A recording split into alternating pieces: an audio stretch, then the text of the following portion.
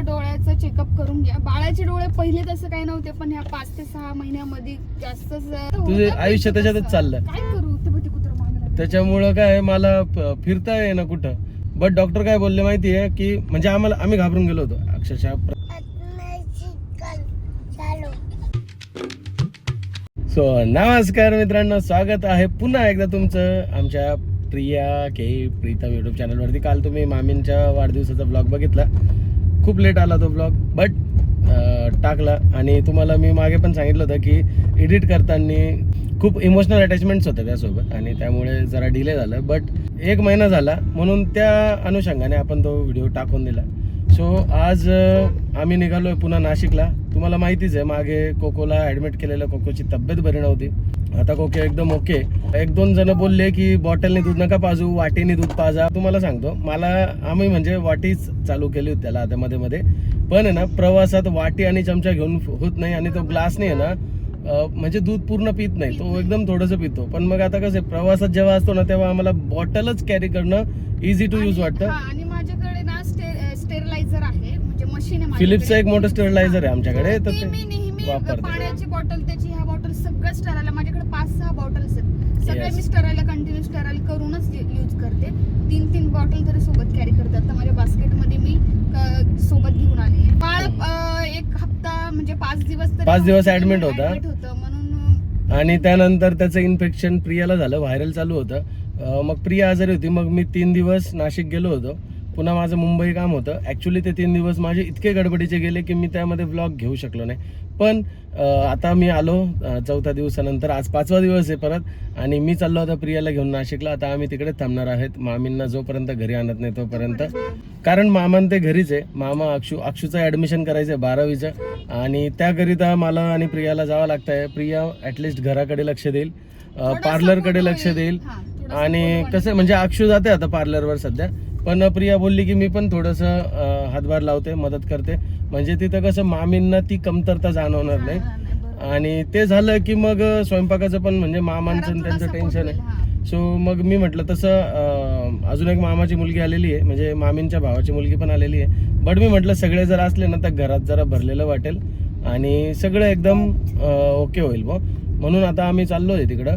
सध्या थोड्या दिवस आम्ही तिकडूनच करू. इन केस जर माझा जॉब रिझ्यूम झाला तर मग मी चाललो जाईल. तोपर्यंत प्रिया इकडेच राहील. नंतर मग मला गरज वाटली तर मग मी प्रियाला तिकडे घेऊन जाईल. आता ते पूर्ण भविष्यातल्या गोष्टी त्या काय होतात काय नाही ते माहीत नाही. आता डिस्कस करून आता डिस्कस करण्यात काही अर्थ नाही. आता आम्ही चाललो आहे नाशिकला. सध्या आमचे ब्लॉग्स हे सगळे नाशिकचे असतील. सो तुमच्या प्रेमाची आणि सपोर्टची गरज आहे. जसं तुम्ही प्रार्थना सगळे करतच आहेत, त्यामुळे मामी आता लवकरच या सगळ्या गोष्टीतून बाहेर येतील.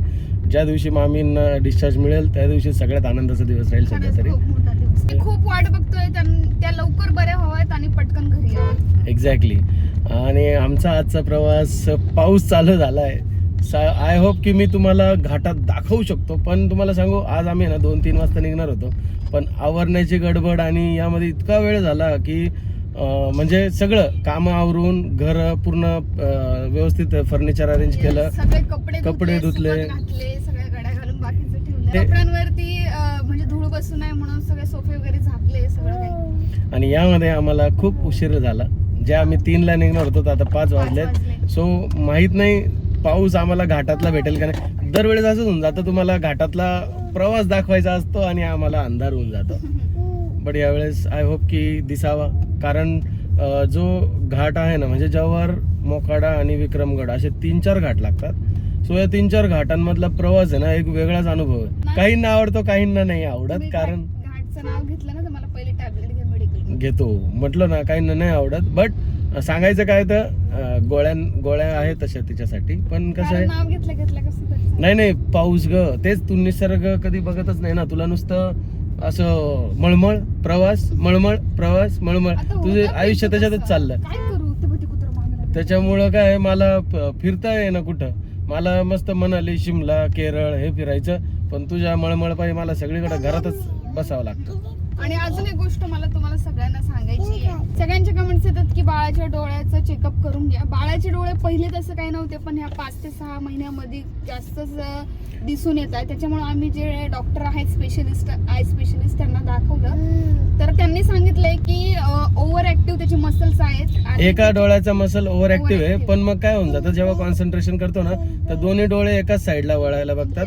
सो त्यामुळे ना थोडंसं ते स्क्विंट सारखं दिसायला लागतं. बट डॉक्टर काय बोलले माहिती आहे की म्हणजे आम्ही घाबरून गेलो होतो अक्षरशः, प्रत्येक जण घाबरताच.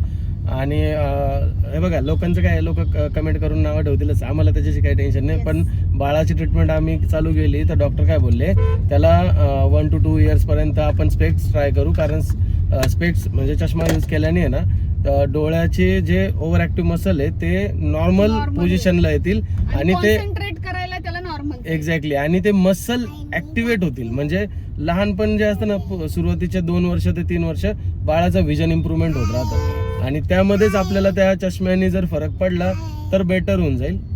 हे बघा हा चष्मा लावलाय, हा चष्मा लावलाय मग ठेवतच नाही. एक्झॅक्टली, आता ते हळूहळू सवय. आता महिना होत आला, म्हणजे जेव्हा आम्ही मामींची कंडिशन झाली ना त्याच्या अगोदर आम्ही अगोदर गेलेलो, पण तिकडे आम्ही गेलो मग त्याच्या गडबडीत चष्मा हा घरीच राहिला.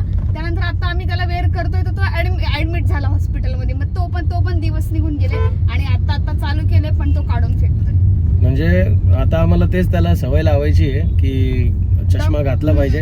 1-1.5 वर्षात डॉक्टर बोलले की काहीच गरज राहणार नाही ना चष्म्याची ना कसली, पुन्हा त्याचे आईज मसल करेक्ट होऊन जातील आणि डोळे सरळ होतील. सो एकच डोळा आहे जो मध्ये येतो, ते पण कधी माहिती आहे जेव्हा तो सरळ कॉन्सन्ट्रेट करून बघतो एखाद्या गोष्टीला तेव्हाच होतं ते, अदरवाईज त्याचे डोळे नॉर्मल दिसतात.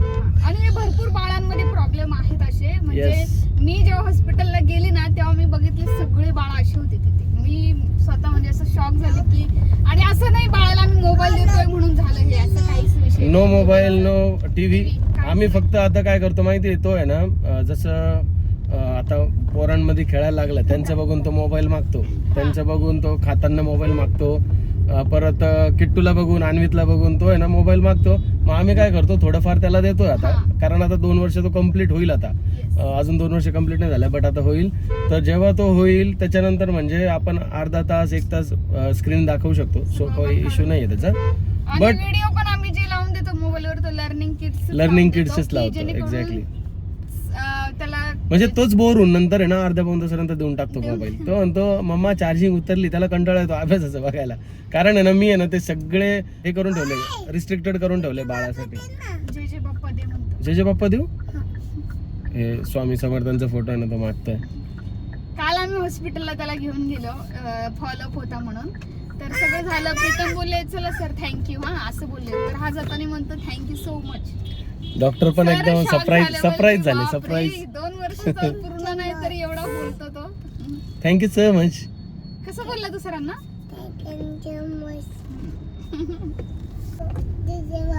मग पहिले चष्मा लाव कोको. चष्मा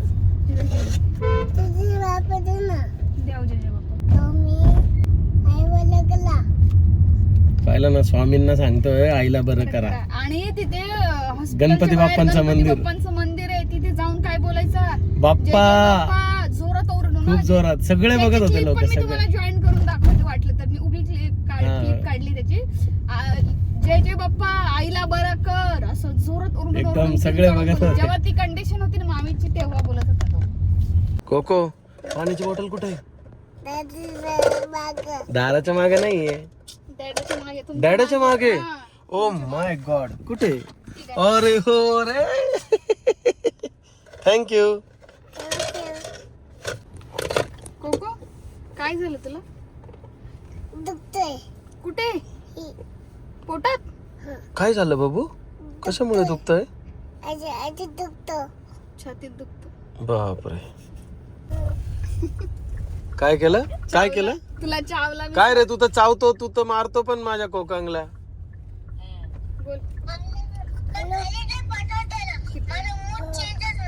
नाही तुझा मूड असाच चेंज होऊन जातो 5 मिनिटात. तू लगेच मारतो त्याला, प्रॉमिस करतो नाही मारत म्हणून, तरी मारतो तू त्याला.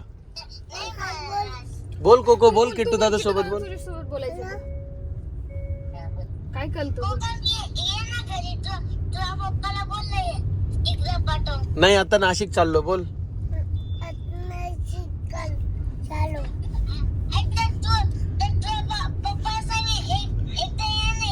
नको नको, डॅडा रागवतात, बोल. डॅडा बोलतील बोल. डॅडा रागवतात, बोल.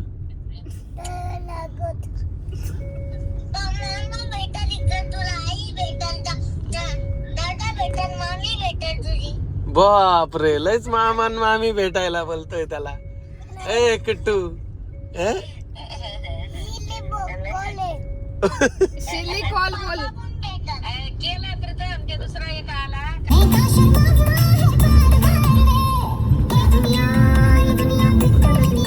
कुठेच न थांबता ना म्हटलं घाटात जाऊ, पहिले पाऊस असेल का नाही. तुम्हाला सांगतो आमच्या बोईसरला पाऊस चालू आहे, नाशिकला पाऊस चालू आहे, पण नेहमी जिथे पाऊस असतो आज तिथेच पाऊस नाहीये. कारण आहे ना आम्हाला ब्लॉग काढायचा होता आणि पावसाने आम्हाला टप्पा दिलाय आज डायरेक्ट. बरं झालं नाहीये घाटात पाऊस होता. का बरं गाडी चालवताना रात्रीचं किती डिफिकल्ट होतं बघायला माहिती का? अगं पण मग अजून तर उजेड आहे ना. तरी पण अंधार तर होणारच आहे ना. बाकीचे पण अंधार आहे. तर होईल बाई. जाऊ दे आता, नुसतं घाटात गाडी चालवते कधीपासून. म्हटलं आत्ताच पाऊस लागेल तेव्हाच पाऊस लागेल, तर पाऊसच नाही बिलकुल. सो फायनली गाईज 11 वाजलेत, आम्ही पोहोचलो नाशिकला. ॲक्च्युली आम्ही ना 9:30लाच पोहोचलो, बट आलो तेव्हा मग मामींना भेटायला गेलो सगळ्यात पहिले. मामींना भेटलो, मामींजवळ अर्धा पाऊण तास गप्पा मारल्या, मग सलूनशी 5-10 मिनटं बोललो खाली कशी सिच्युएशन काय. तर मामी अजूनही थोड्या नाजूक कंडिशनमध्ये आहे, बट ओळखतात आता कोण आला कोण नाही, मस्त बघतात, रिस्पॉन्स देतात, सगळं व्यवस्थित आहे आता. आणि त्यांच्याजवळ बसलो, खूप साऱ्या गप्पा मारल्या आणि आता फायनली आम्ही आलो. 11 वाजलेत, सगळे काका मावशीन ते पण जेवणाची वाट बघतात जेवणासाठी. सो थांबले आहेत म्हणून मग आम्ही घाईघाईत आलो. आता मामींना उद्या सकाळी भेटायला जाऊ आणि नाशिक पोहोचलोय. सो आजचा ब्लॉग आपण आता इथे एंड करूया. Bye bye. कोको कॅट नाही, डॉग आहे बाबड्या त्या घरात. फायनली पोहोचलोय.